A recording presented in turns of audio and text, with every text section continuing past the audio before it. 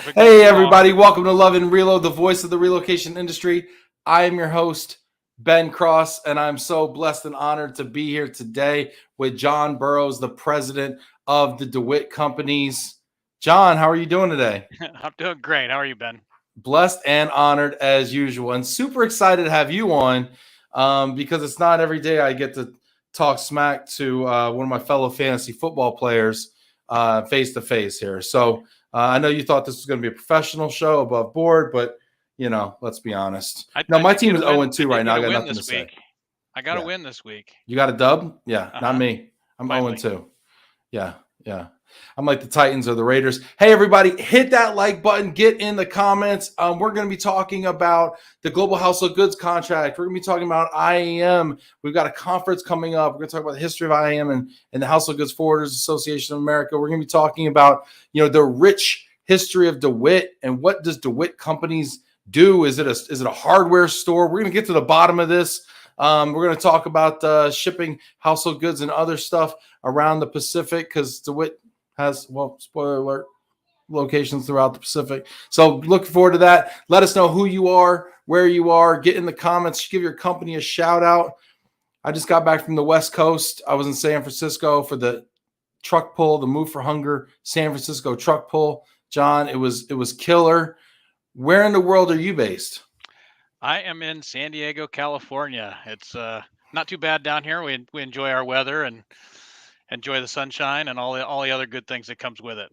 Yeah, San Diego is beautiful. We're here with John Burrows, the Ron Burgundy of moving out in San Diego there.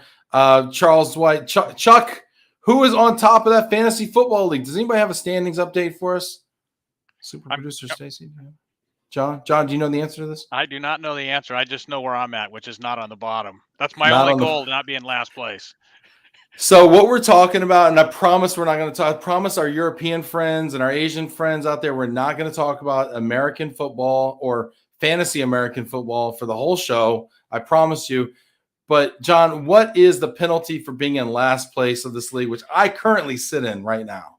Last place, you get the Toilet Bowl Award. So you get a nice trophy with a golden toilet, which I then have to, I was the official winner of it last year. So as far as I'm concerned, I won last year. Oh, you're keeper of the can right now, huh? Yeah. And then, so I got to take a picture. I was in the portal holding my last place trophy. The portal, is that what you call the toilet? No, it's IAM's magazine. Yeah. People, show some respect here.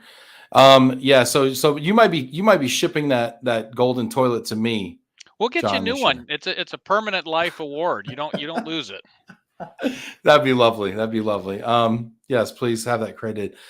Richard, bonjour from London. You're throwing me off, Richard. Look at this. Bonjour from London. Mel Smith, hello from the Big Apple. What's up, Mel? How's it going? Now, Mel's you work with Mel, don't you, John? Yeah, I work with Mel. Mel's all over the road and all over the place, helping drum up some business for us. So yeah, Mel's a great advocate for our company and a great addition to our team. So we're lucky to have him as part of that, heading up our East Coast side.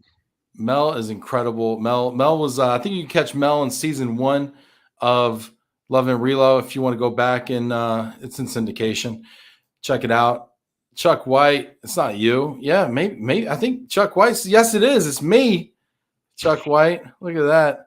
We got Argentina in the house. This is fantastic. Chuck White says, that's my vice chairman, he said proudly. Look at that. A lot of love here. And I am sporting the Love and Relo hat, by the way, with the Move for Hunger pin. And there's a reason I'm sporting this hat, John. John, do you know what the reason is that I'm sporting this Love and Relo hat today? I do not know. You're gonna educate us all, though, I imagine. Yes, I am. It is Hunger Action Month. September is Hunger Action Month, which means we dedicate every Wednesday show in September. And I know it's not Wednesday. I know it's Tuesday. It's John's Day. But we're raising money for Move for Hunger. So can we put the link out there in the comments and on the screen here? If you're watching this right now and you're like, man, that's a sick hat, Ben. Yeah, I know. It's got a little trucker action on the back. It's got a little mesh here. Yeah, it's sweet. Holidays are coming up, get one for the family.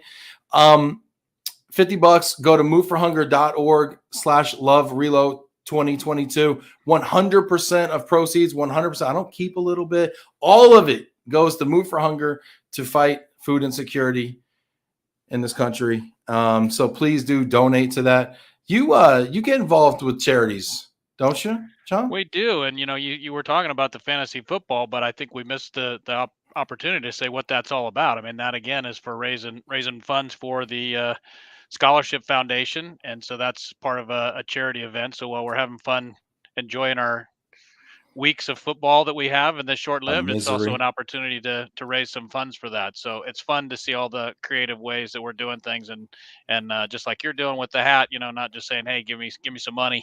We'll give you a little something back, and everybody's participating and being in a big way with that. So yeah, our organization's big about giving back, and all the different locations. We don't kind of say what they do, but whatever charities we get involved in, those local offices and departments really help their local environment. We try to stick to three charities locally in each community we're in, but part of our mission and what we're doing out there is to make sure that the area we're earning a living in, we're also giving back to and trying to make that community a better place. And there's a lot of people in need in different ways, and there's always ways we can go back and help out. So it's also fun because everybody gets involved in the organization, and the various folks in it, and we all have a good time. And we built wheelchairs one time for Christmas, and it's a team bonding experience for the employees, and at the same time we're giving out to the community. So there's a lot of different ways that we can help out in that way. Wow, that's incredible. Hit that like button if you're watching this right now. I think that deserves a big heart out there. Throw that in the comments. Also, I'd love to know what charities you get involved with. But John, you just said something. You build wheelchairs at Christmas, and I've been a part of numerous bike builds, and I thought those are pretty complicated. What's harder to build, a wheelchair or a bike? Oh, the bike is harder too, and that's exactly what we went. We went for like Toys for Tots and the bike build, and we said, there's a lot of those out there, and a lot of people are doing that. We wanted to find something else that somebody wasn't doing. So I think that's one of the fun things of the team here is everybody's always trying to be creative and think about new things we can do, and not just do the cookie cutter stuff. But yeah, there's all kinds of ways we can give back and be a part of the community, and it's just fun to see the team get involved. And like our Guam office, I mean, they kind of do fundraising all year long for one of the cancer walks that they do annually in Guam, the American Cancer Society. And so it's just team building and having fun and giving back to our community. It's just all of it is full circle. So I love it. I love it. Let's stay here just for a second. Jeff Nadeau saying Ben DeWitt also is a monthly supporter of Move for Hunger. Jeff, that's fantastic. And we appreciate that so much. And, Jeff, we've been wanting to have Jeff on the show for years, and he'd never come. So maybe we can get Jeff on the show. If we publicly beg him to come on, maybe we can get him on. Hit that like button out there if you want Jeff Nadeau to come on the show. But let me ask you this, John, as a leader of a company, what is it about doing charity as an organization that's so powerful? I think the whole part of everybody wants to belong to something, right? And an organization that's giving back to our community is, self-fulfilling for the soul, for yourself, and knowing that we're not here to just earn a profit every day. That's not the purpose every day to come in, but doing all these other things really help get us to that point. And in a fun and in a generous manner, in a way that we can, like I said, just give back to the community. We want to make sure that we leave our footprint and everything a little bit better than the way we found it, so to speak, and that general philosophy. And I mean, if we're earning a living in that community and from that community, we want to make sure we're also giving back to it and supporting it in that way.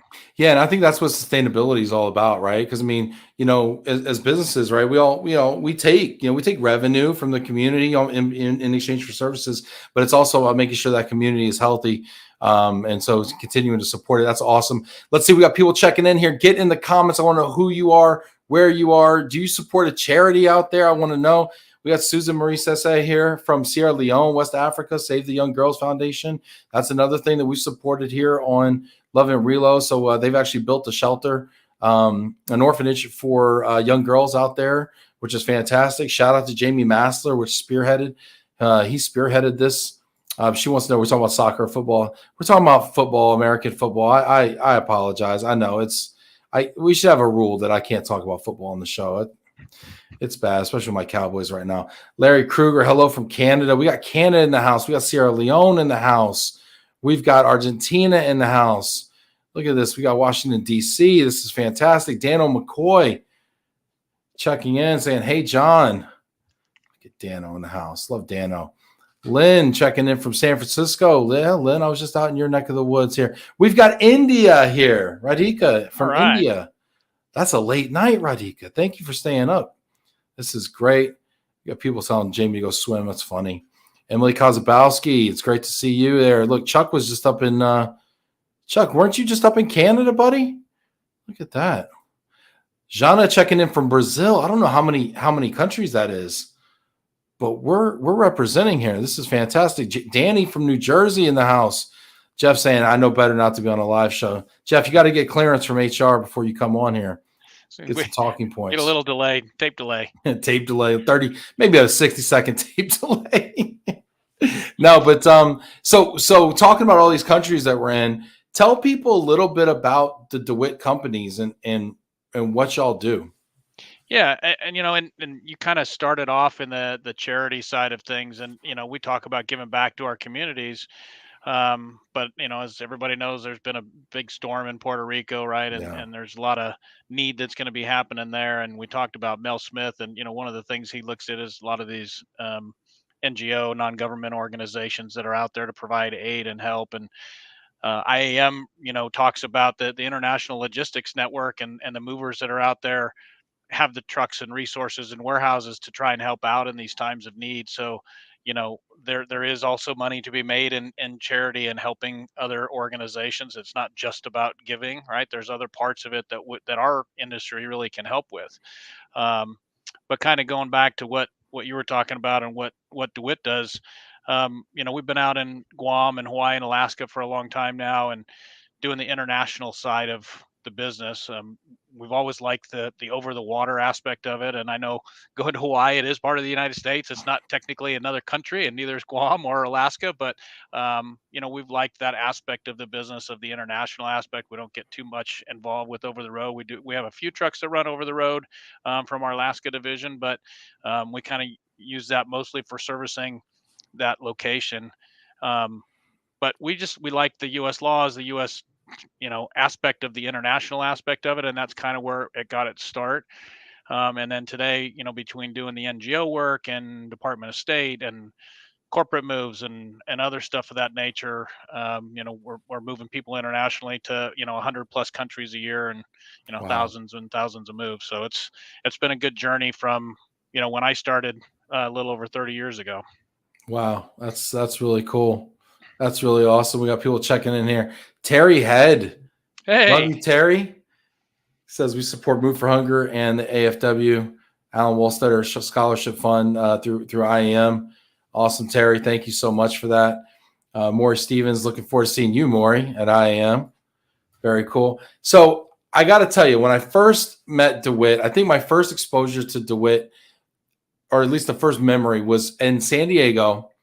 And I want to say it was at the IAM conference, and we were at this really cool rooftop thing overlooking Petco Field.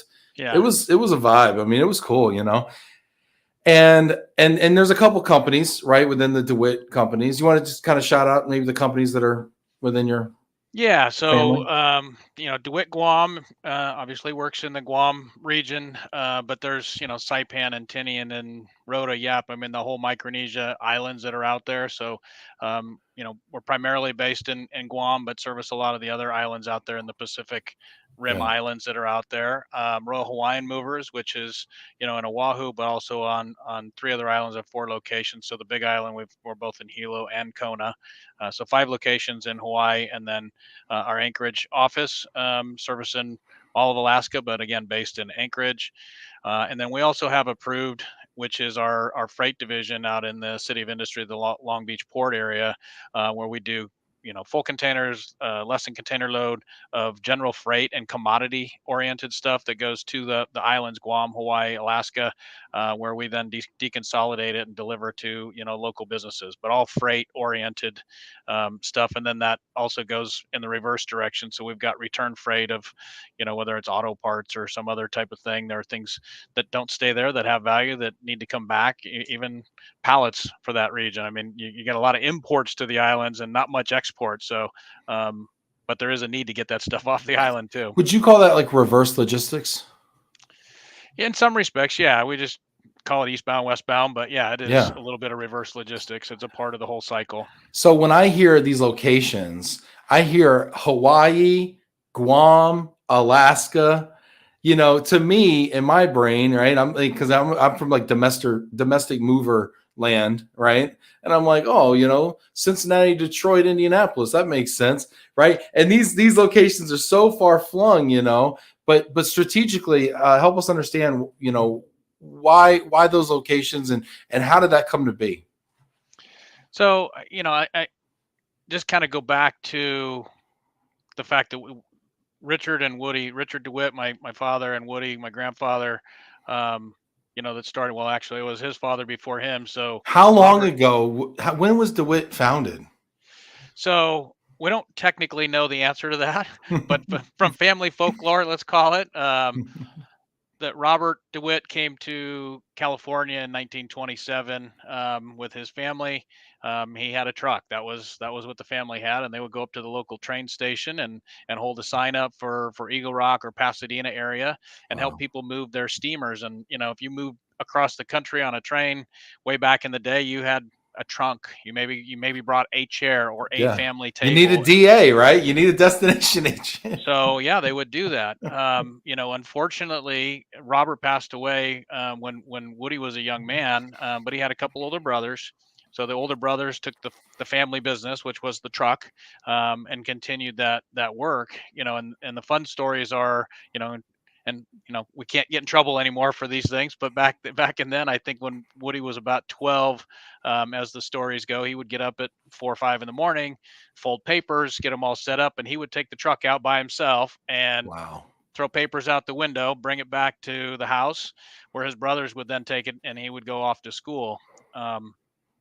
And so when he got to be about 17 years old and basically was done with high school, his brother said, carrying this furniture is a pain in the butt. You can have the truck. We're out. Yeah. And that was kind of how it got started. So he started with one truck and, they grew in the local environment. They did postal contracts. They did, GSA, they would have people that would sit in an office building in the bottom floor waiting for somebody to say, hey, we want to move that desk from here over to there. And it's been interesting, especially when you look back to see how each generation has kind of changed it. So, where Robert DeWitt had the one truck and, worked from the train station, and Woody kind of grew it and had a few locations throughout California, did various aspects of it. And then, IAM today used to be the Household Goods Forwarders Association. So as they were kind of growing and that was going on, there was some need for these independent small companies to work together and have an association to represent them. So there was with Alan F. Wallstetter that we talk about with the scholarship, started gathering some of these businesses and getting together. And Woody was one of the founding members of back then the Household Goods Forwarders Association to get this started. There was a lot of, as I understand it, there was a lot of concern back then as if moving companies were getting together, they must have been doing something wrong. Yeah, right. So there was a lot collusion of or something, right? I mean, like, isn't that the fear, right? I mean, but at the same time, I mean, you have to work together, in order to advise the government on the proper types of regulation for your industry, right? And all the other things. I mean, what do you and just I want to take a sidebar here just to talk about IAM for a second. Shout out to Chuck and Terry before Chuck, and everything. But what do you see the role of the association? I mean, here you're vice chair right now. What do you see the role of the association being? Oh gosh, I mean,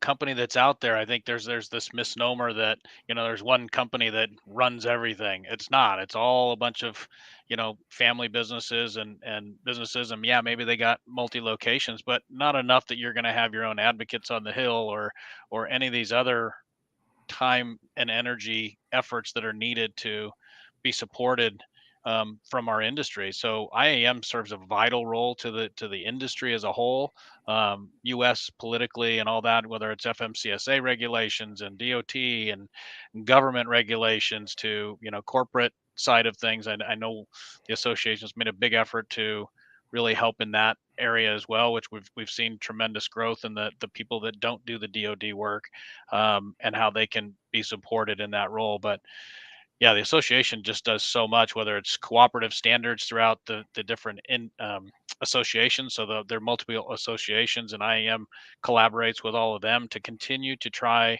and make our industry well respected, well known, and something that is a standard that you can count on, from trusted mover aspects and education to um, everything along that line. The education, the annual conferences where we get together, and within a week's time you're meeting people from 100 plus countries, and can't imagine what that would cost to go and do that today. Right. If we all had to go to 110 countries to meet all our partners, We'd so never costly. get any work done. Yeah. So Yeah. I mean, I while the conference was going on, I mean, we talked about Hawaii and Guam, and that was part of that time period. There wasn't a lot of people that did this, and as Richard expanded the business, he would leave every year for 3 weeks to a month and basically travel around the globe to go visit the different bases, the different agents, the different steamship lines, and all those things. And that's part of how he ended up in those locations like Hawaii and Guam. That was kind of the start of the trip. So, but yeah, it's interesting to see how that has changed over the years. And even talking about that, I recall, because I was just a young kid, and we still did have operations in California back in those days. But I was always excited when he came back, because he would bring something back from some part of the globe that you'd never seen before or couldn't get here. And I think about some of my international travels for work, and I'll try to go find the most local place I can and buy something and bring chocolates back for Easter or something. And the next day I go to CVS and it's there. Or I get a bottle of vodka from Russia I think I can't get, the next month they're selling it at Bevmo. The world has become so small, and it's hard to find those specialty things all over the world. They're still out there. They're just harder to find these days. I know what you mean. I was in London, and I was kind of checking out all the candies and chocolates and everything. And then I was on vacation in Baltimore, and there was a candy store, and it had a whole section of candies from England. Right. And you're just like, Yeah. Oh, well, okay. All the cool stuff I thought I brought here. I want to hear your questions for John right now. If you're watching this right now, hit that like button, throw questions out there, whether it be pertaining to the IAM, to international shipping, to supply chain challenges. Throw them in the comments. I want to get to everybody's questions. Please, I want to make this the show about you, the viewer. We've got people checking in here. This is phenomenal. BB checking in here from Charlotte, North Carolina. Awesome. Doris checking in from Furnished Quarters. What's up, Doris? I think you're in Houston. Are you in Houston? I think so. Terry Head, Woody and Dick were honest, hardworking men who helped make this industry what it is today. Wow. Really cool. That's a neat comment. Yeah, we got Aaron here. So true. I brought back a ton of Lindt chocolate from Switzerland to my American friends. Never noticed it before when I was living in the U.S. Yeah, those Lindt truffles are amazing. This is great here. Scott saying, it's so great to hear the great stories of origin in the moving industry. They seem to be very much family-oriented in early development and growth. FYI, my father's name is Woody, and he got me into this business in the 70s. Then I went to work for his North American agency, post-college and sales. So are you and Scott brothers? I'm just kidding. I'm just kidding. It's a family show. No, but I love the stories of how these things got started.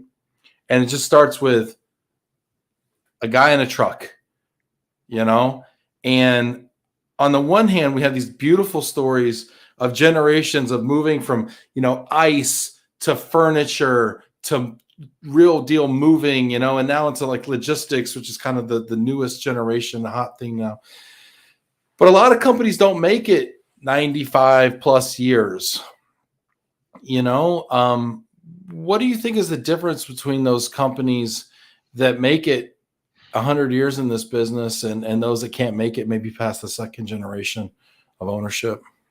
Well, Terry kind of pointed out, there's a lot of hard work that goes into this. And so, you can go with all the cliche sayings that are out there, but, sometimes when it's multi-generation, they take things for granted and don't work as hard. I look at things a little differently, probably as a fourth generation family member in the moving business, is that I've got a great responsibility to make the changes and make the efforts to help make our industry go for many more generations.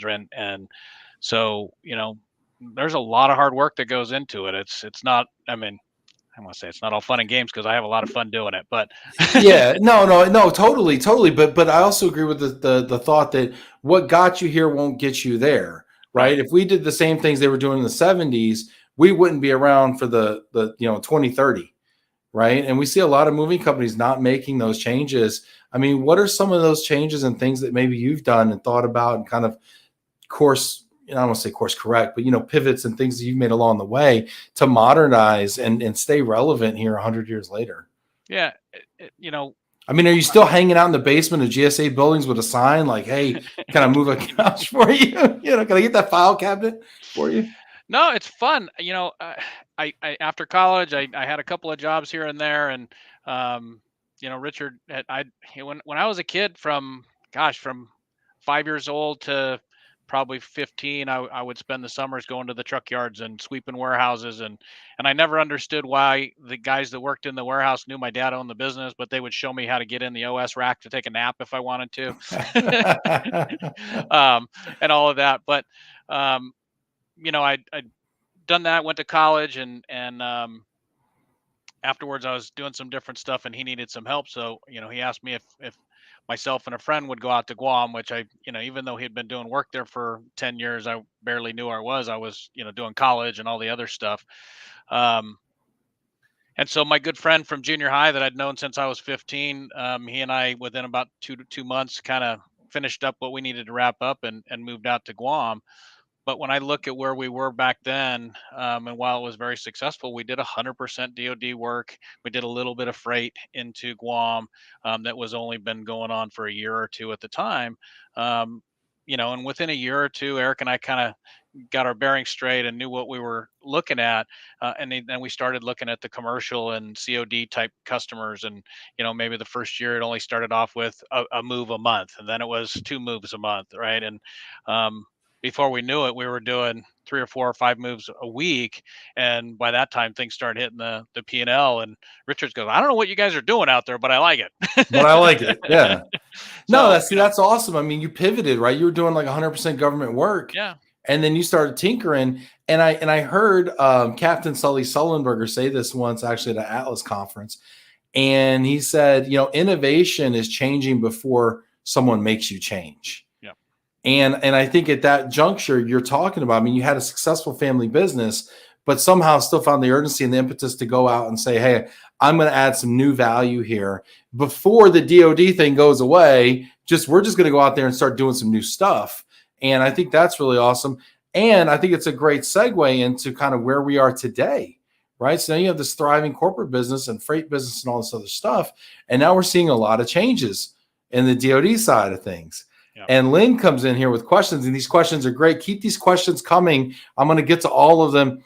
Lynn says, "Ben," she's like, "Ben, John has great insight into the household goods contract.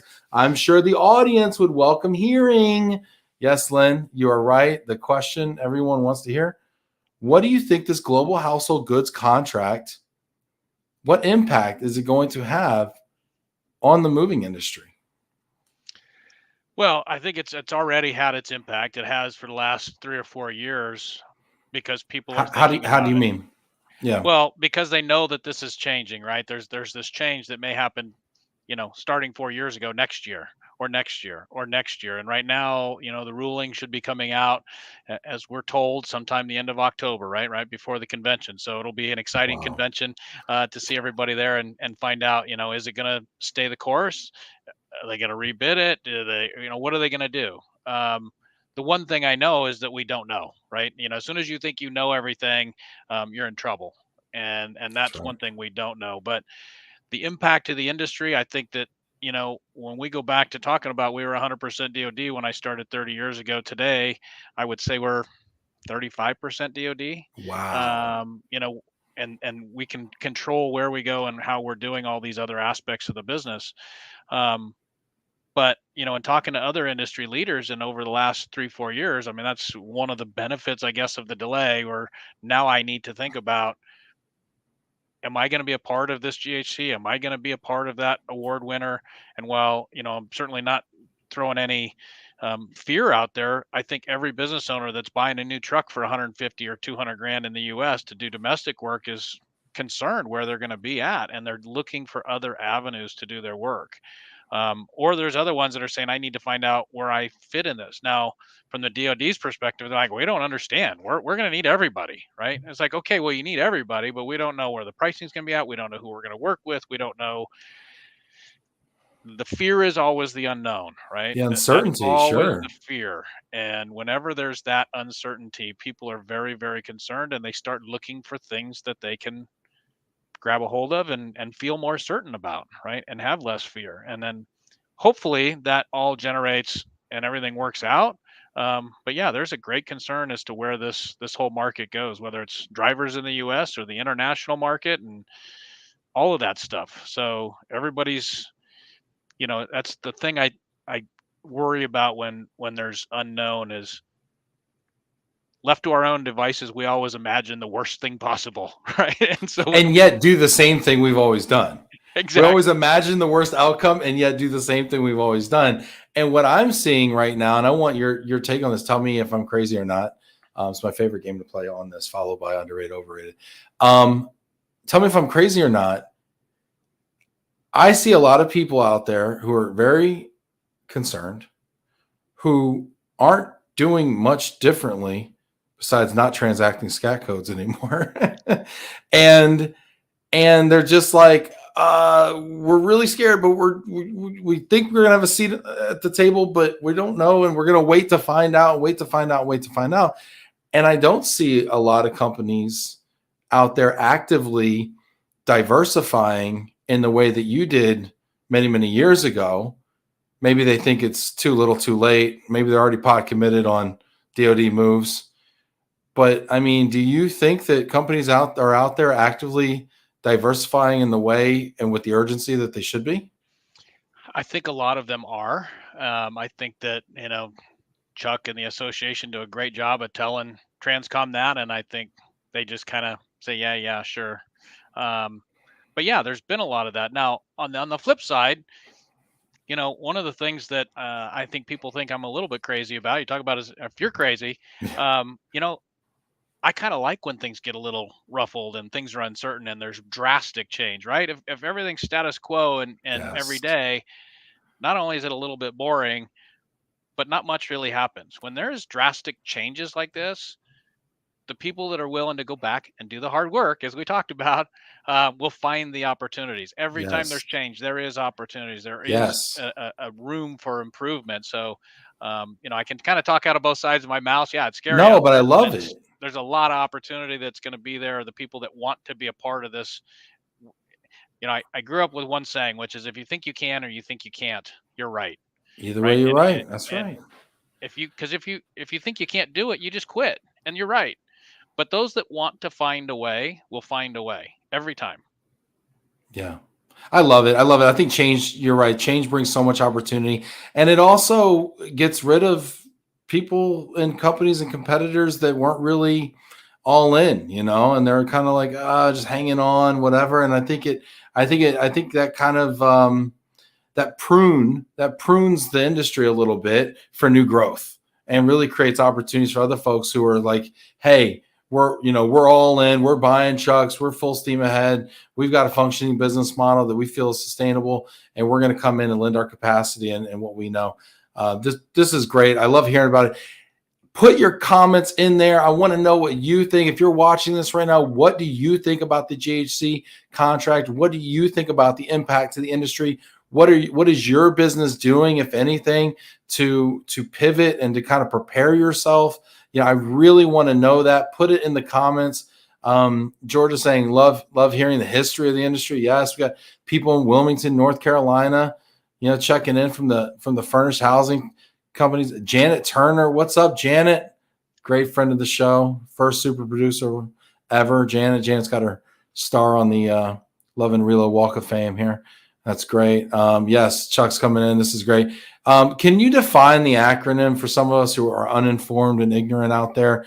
What does the GHC mean? What does that stand Well, for? I know Brian hasn't been in the industry too long, but we'll let Brian can't spell GHC. The True or global false? household goods contract. So yeah, the DoD today, has many SCACs, the license or permit to do the business that we have to do that. But the global house of goods contracts going from, at least on the international side, 150, 200 companies that are doing that work to one, and then also domestically.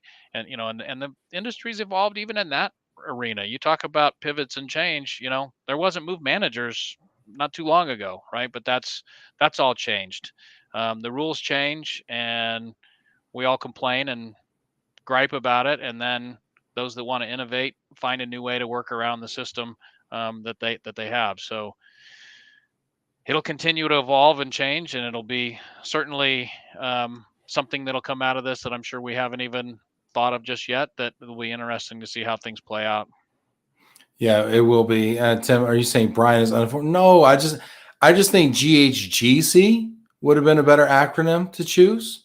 I think Limperopolis makes a very nice acronym for a government contract. I'd love to know what that government contract would be for. Perhaps base housing. I don't know. No, I appreciate Brian bringing that up, because we live in this world, and you say these things and you assume everybody knows what they mean, and we forget sometimes that we can have an entire conversation about acronyms and never even say any words, and others might not know what's going on. That'd be fun to have a total conversation with just acronyms. Aaron, working for a family-owned company that's been in business for 88 years, I think one of the advantages to being in business so long, like DeWitt, is an ability to weather the changes and storms without panicking. Innovate for sure, pivot when needed, but to ride out the changes because they've lived through so much already. Seems like John has the same perspective. Yeah, super interesting. Do you think that longevity has given you a different perspective when, financial markets crash or war breaks out or something like GHC or DP3, comes up and everybody's like, oh my gosh, Do you think that perspective is helpful? Yeah, I mean, there's a lot to that. I think it's always fun. I enjoy talking to a business owner that started from a one truck type operation, right? And where they are today. And maybe it's 20, 30, 40 years later, and you say, hey, when you started that, would you go back and do it all over again? And they go, oh God, no, I'd be too scared now that I know all the things I need to know. But I think that we have to thank our family and history of the family to do that, because they made those sacrifices when we can talk about fear and the unknown. They didn't know what was going to happen. They just went for it, right? And sometimes we have to do that, but we also then have to have that legacy and thought process where we're not risking everything, right? When you have nothing, it's easy to risk everything, and when you're busy, like I said before, you can't just sit on your laurels and go to the beach all month long and expect the family to send you a paycheck. You gotta earn it, and you have to earn respect and everything else that goes along with that. So that doesn't come by doing nothing. It comes by putting in the extra hours, extra time, extra effort, and really being there when your employees and fellow workers need you to be there, both emotionally and all the other aspects of it. We're here as a family, not only as our family, but our business as a family. And, we truly mean that and work with everybody in that way. Yeah, super cool. We got some neat comments coming in here. Brian, I'm having too much fun over here. Brian says he needs a new fantasy football team. GHC, yeah, you know me. You know what GHC? Okay, very good. Enough fun. Let's see, Terry. Chuck. Look at Chuck here. Now, Chuck, I don't know if this is a real comment or if you're just pulling my chain here. He says was talking to the FMCSA, Federal Motor Carrier Safety Administration, and the FMC. Federal, I don't know, Maritime Commission. Yes. About changes to HHE household goods, and then DoD, Department of Defense, chimed in and said GHC Global Household Goods contract is the answer. However, DP3 Defense Personal Property Program will not help the GSC General Services Administration and the DOS Department of State. Chuck, is that for real? Or are you just seeing how many acronyms you could throw in a comment here? I think Aaron's saying you're just playing games. Stop playing on my phone, Chuck. Let's see. Terry's saying whoever does get the GHC will have tremendous leverage and will ultimately expand it to the entire relocation industry. Underline that words, entire relocation industry, not just the military sector.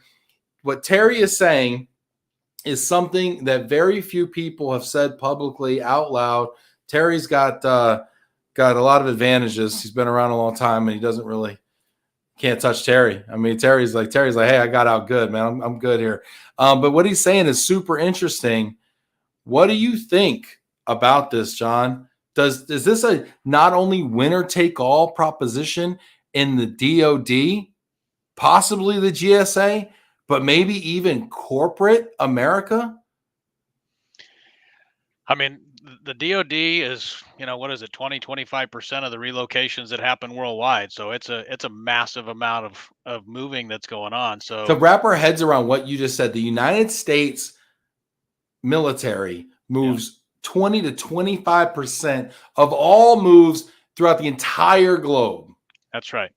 Gee whiz. They are a massive part of that. So the winner of that certainly, as Terry says, has leverage in a lot of respects, whether it's garnering the capacity that's needed or how they're doing that, but efficiencies that can be made to cut costs while we're all fighting for different things, and domestically. Are we deadheading one way after we drop off a job or going to drive in some other state?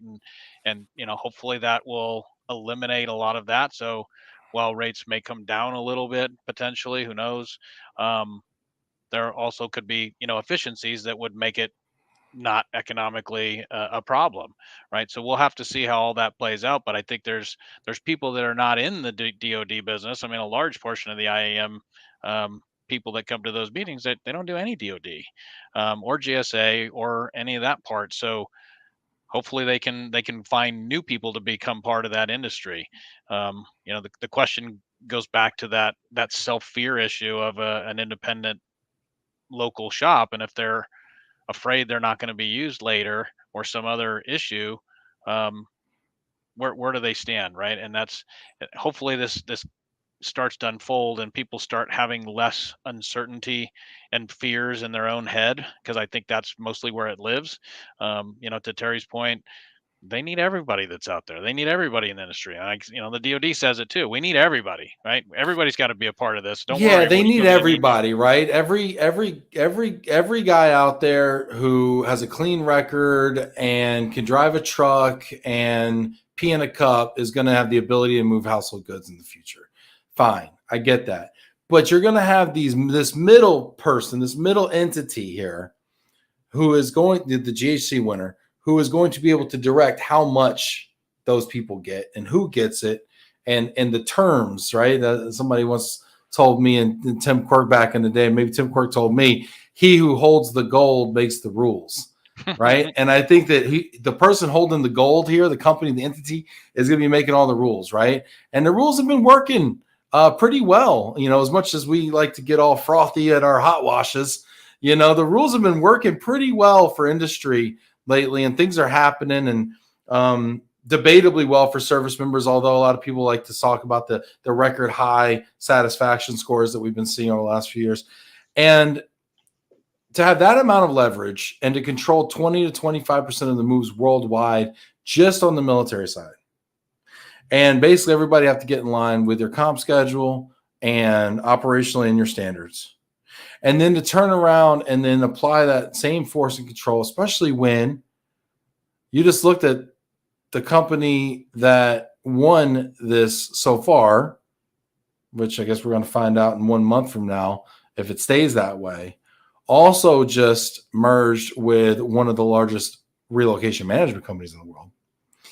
So now they're going to be a lead dog in the corporate side.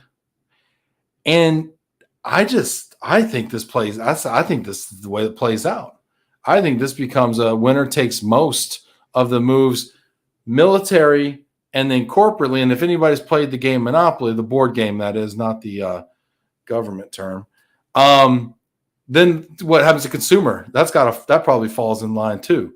Like, at some point you have all the men in trucks and all the warehouse capacity and everything. And I don't know. It just seems to be kind of easier. You kind of get this, the gravitational pull of this monster.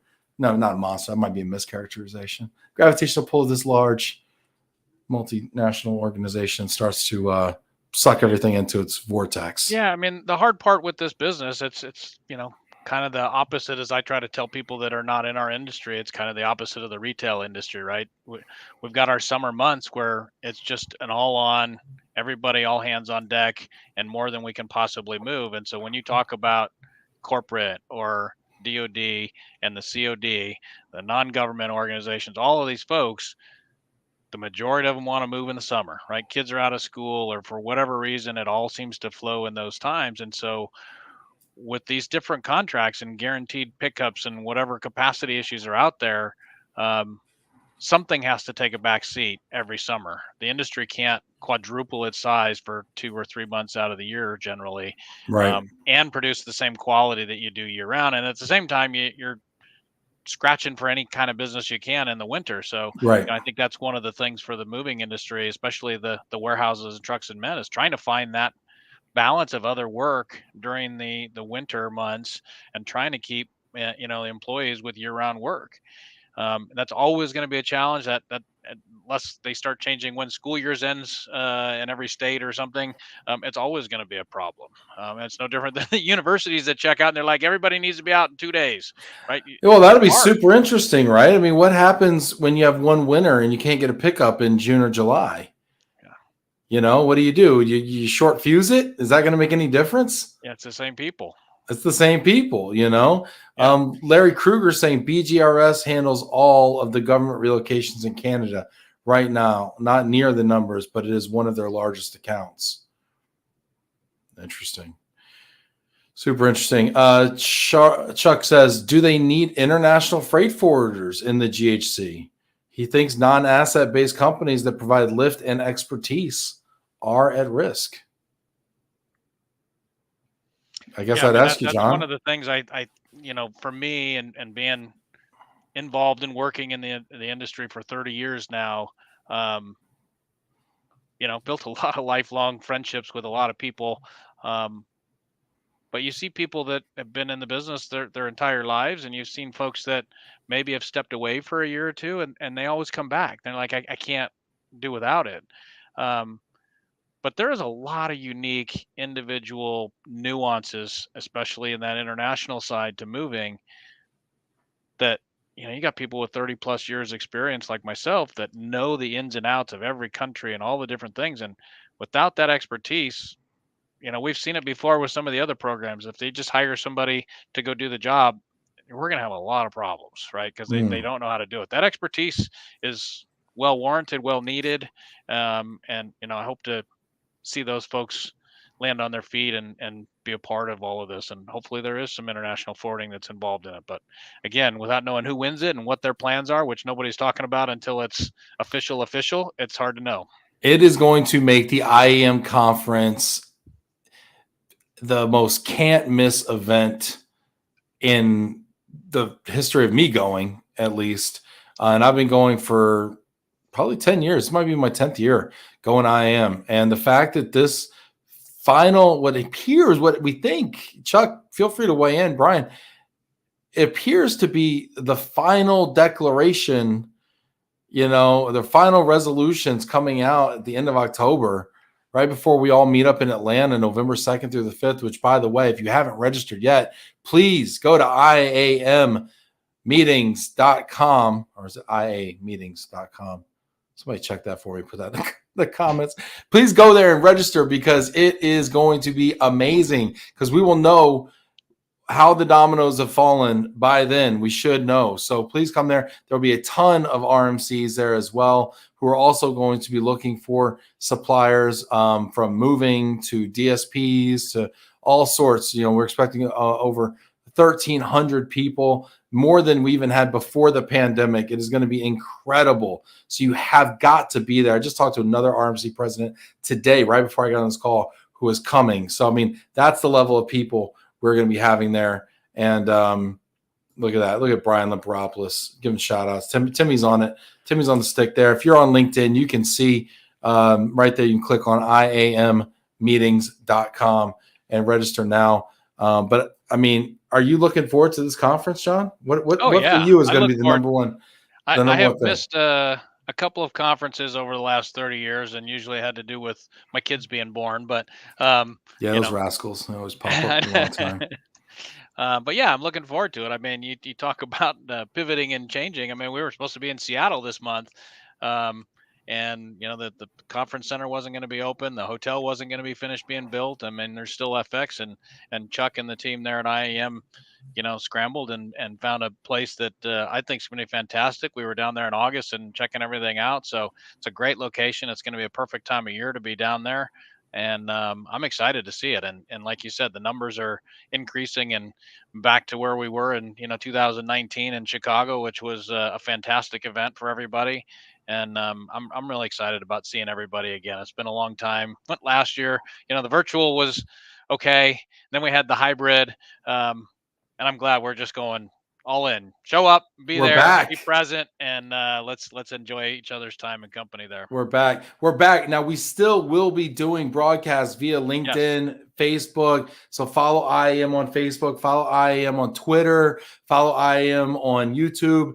I'm going to be doing a lot of live broadcasts and live look-ins and interviews with people. So, if for some reason you're in a cubicle somewhere, halfway across the world, or you're at home in your fuzzy slippers like Chuck right now, you can tune in and see what's going on. But yes, we will be live in person, all in. And there's Chuck giving Tim another shout out. Tim's awesome. Road Sense over there. You're gonna be right in the exhibit hall with your center, right? I will be in the exhibit hall at the IAM 360 set, and we will be pushing everything. This time, we used to push everything through the conference app, and that's cool, fine. But if you weren't at the conference, you didn't have the conference app. So this year, IAM's made the decision to lower the paywall, because we've had such an amazing turnout in person, to actually lower the paywall for a lot of those interviews and push them out through LinkedIn, push them out through YouTube, through Twitter, Periscope, Facebook, all that stuff. I mean, there's a ton of content you're only going to get there, right? You're only going to get, the RMC leaders discuss the future of relocation, right? With Randy Wilson, the CEO of NEI Global, with Drew Coolidge, the president of Serva BGRS, with Chris Lagerman, the president of WHR Global, with Anthony Horton, the CEO of CRI Relocation. I mean, there's all these things that you're only going to get if you're there in person, right? But you're still going to get a flavor of the expo hall. You're still going to get interviews with people. And so in that way, a lot of the sponsors can be seen. So yeah, it's going to be a pretty cool little situation that we do there. I'll be my booth staring right at your reload thing, so we'll come on over. So come look for Ben, come look for DeWitt, and we'll be glad to talk with you. We'll get you slotted. Mena coming here. Mena, are you in the UAE? I think you are. Mena saying this. We have so many people checking in from all over the world. This is another folks from the Middle East. But do you think it becomes summer season only? I am feeling that it becomes at least 8 months a year, and especially post-COVID. I think she's saying peak season. Have you seen an expansion of peak season, a shortening? Has COVID altered the flow? I think there was a lot of movement, I think, from COD and corporate stuff as people realized they could work from home, and that meant I could work anywhere. So there's been a large flow of that. We've seen that change and stem back. It just every year it's an ebb and flow, whether it's the military, whether it's State Department, whether it's COD or corporate. There's always a wave of something that's going on that's changing the tides. And that's one thing I know for our industry is that as long as there's change, that's good for us because people want to move. They want cheaper rents. They want a fancier building. They want, a new place to live. What I recall at all my years was 9/11, not to bring up a bad time, but when that happened, it was like 6 months of everybody hold still. We don't know what to do. Right. Right. And that was the slowest time that I can recall ever. But in all these other times, whether it's an uptime in economics or downtime in economics, there's always activity. Something creates that change. So there's always that change that we need as part of being a part of the solution to all these desires of all the companies and people relocating and all of that. So Yeah. every year is different. Great point. Excellent point. Yeah, there's opportunity and change, and super great point. I got one question. Lithium batteries. I'm hearing a lot of problems with lithium batteries. If I go out and get a Tesla, I'm thinking about getting one of these hot little Teslas out here, whipping it, and then all of a sudden I gotta move to London or something because I'm feeling that. Am I gonna have a problem shipping this car? Oh yeah. Yeah. Yeah. I gotta take the battery out and just kind of carry it on the plane with me. Yeah, just carry it with you. Yeah, the lithium cars are a big problem. Some of the shipping lines won't take them at all. Some will, but there's hazmat and shippers decks and all that. And cars is one thing. I think what is kind of, I don't want to say it's caught the industry off guard, but it has. I mean, over the years we had the the hoverboards. I think Justin Bieber did his little music video on. Yeah. Well, hoverboard's a little different. Hoverboard's getting from me to the kitchen. The other one's getting from me to work or my family. I mean, hoverboard I can live without, but I mean, if I just dropped, whatever I dropped on a Tesla, for instance, or a Rivian, one of those Rivian trucks are sweet. I mean, that's a real problem. Are we going to get to the point where we can't ship electric vehicles and everything's going electric? I mean, is there a solution here or what? The vehicles are one thing, and there are ways to do it, and there are people that will, but there's also people that won't, right? I think the bigger concern, and that's why I start going back to the hoverboards, is that was kind of the start of the concern of the fire issues with lithium batteries. And today all this movement happens, and you think about your garage where you got the cordless drill or the cordless weed whacker, the cordless lawnmower, on and on and on. And even the clock by your bed that's probably got a backup lithium battery in it, to remote controls, to phones, computers. We all have, 100 different items that have lithium batteries throughout our homes. And we're moving those things that we need to be able to package them right. We need to be able to label them right. You think about all the packages people are getting from the Amazon that come with the little black and white stripe placard on it that says that it's got a battery in it. And so why I say that it's kind of caught the industry off guard. Our industry has not dealt with hazardous issues ever, right? If it's a propane tank and you want to move it, take it to the local store, get it purged, get it certified, get it tagged. Scuba tanks, don't take candles, don't take charcoal. Even though they're not going to self-combust, if it catches on fire, they're going to stay on fire. That's something our industry stayed away from for forever. And all of a sudden now we have all these lithium batteries that we're moving. But before we could just add it to the non-allowables list, and the non-allowables list got like this long, and our customers would be like, what do you mean I can't take my Scotch collection? I can't take all my cleaning products. Right. I can't take any of the batteries in my remote, and then sometimes you turn a blind eye, and sometimes whatever. But I mean, you're saying the prevalence of these lithium batteries in everything that we own. I mean, are we going to figure out a workaround? Are we just going to turn a blind eye? Is it only going to become an issue when it goes international and people are actually inspecting these shipments? I mean, no, there's the motor carrier. There's regulations that are out there, and they all have to be packaged and labeled and declared. And we're not running a factory that's creating them, that's got an engineer that has paid a lot of money to engineer a box and the packaging and all that, and we've you got a packer that's packing 3 things every day for years and years on end. Right. You do it right. We're sending people into homes, and number one, they don't even know where they are. Right. And then they've got to package it right. They've got to label it right, and they've got to have hazardous declarations, and we've got to notify the shipping lines, or the other haulers. So IAM's done a great job of trying to put some education materials together, but the more you find out about it, the more complicated it The gets. worse it gets, right? It's hazardous cargo, and you're talking about guys that are going to go into a home and they've got to know the difference between, all these other fancy items, Yadros and Hummels and this and that, to hazardous items, to, everything under the sun. It's a difficult task to get everybody trained and operating. And, do you have to have stuff on your warehouse after you get certain levels? And if there's two batteries together, it's a different thing than one battery. If What it's happens plugged with two into an batteries? item, They like do some hanky panky and they explode. What yeah, happens? I don't know, but it's just how you declare it. But What do like you if it's plugged call it? into an item, it's okay. But if it's not plugged into an item, it's not okay. Like it gets very complicated really, really fast, and it's going to Oh be a my big challenge for gosh! the industry.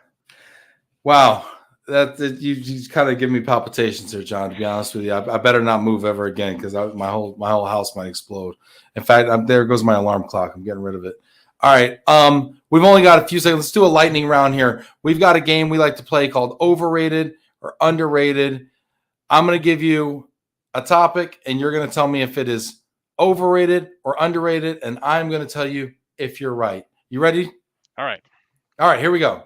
Charity giving, overrated or underrated? Underrated. All right, you're right. That was an easy one. I was hoping you might slip up. Overrated. It's overrated. Never, bootstrap it. All right, no. All right, next. Not letting others know how to do your job. That is way overrated. I you know what? Are there a couple people around there that were like, you know what? I can definitely do John's job. Is that what's going on? I hope so. That's the plan.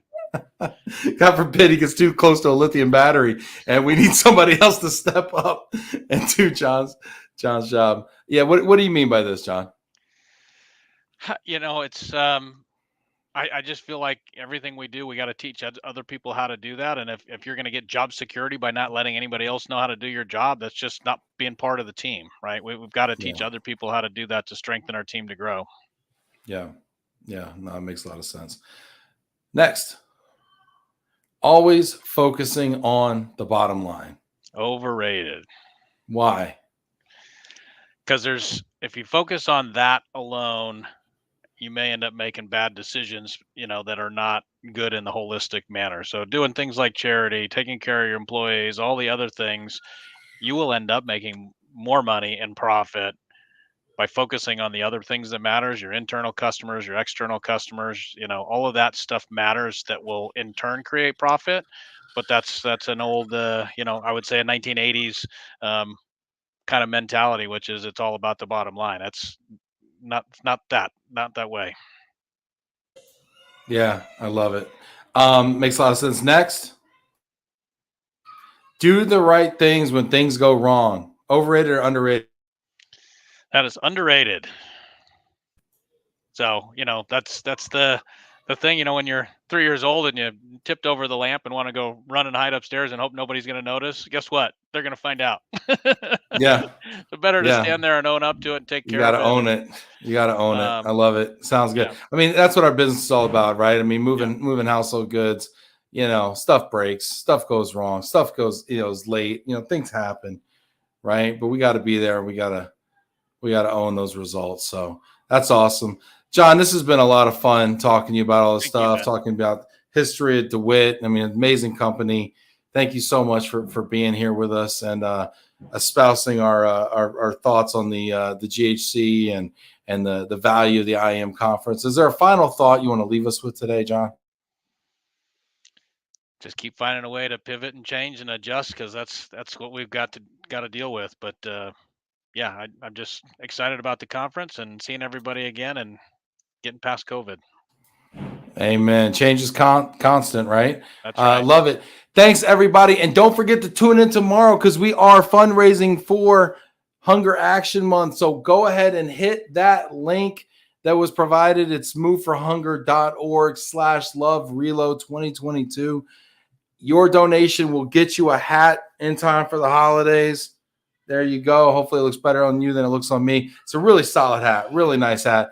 We will see y'all tomorrow. Take care, everybody. Thanks. See you in Atlanta.